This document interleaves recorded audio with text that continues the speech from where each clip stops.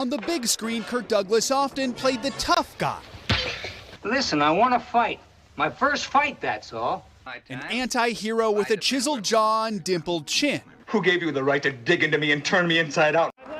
But in real life, the iconic actor was no heel. He was a legend, his son Michael wrote on social media Wednesday, an actor from the golden age of movies who lived well into his golden years, a humanitarian whose commitment to justice and the causes he believed in set a standard for all of us to aspire to. Born in 1916, the son of Russian Jewish immigrants, Douglas initially dreamed of being a stage actor. At least that's what he told Today in 1994. People act as if, I've always dreamt of being a movie star. My dream came true.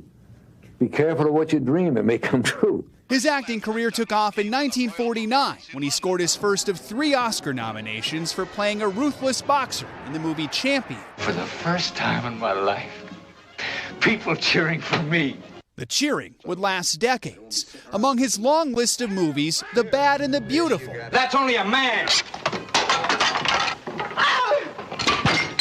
Lust for Life, in which he played Vincent van Gogh. One's over, boys. And Gunfight at the OK Corral, sharing the screen with his frequent co-star Burt Lancaster. But as long as we live, we must stay true to ourselves. In 1960, he produced and starred in Spartacus, using his clout to give blacklisted writer Dalton Trumbo full screen credit, which helped end Hollywood's McCarthy-era blacklist. He was a maverick and a fighter, surviving a helicopter crash at age 74.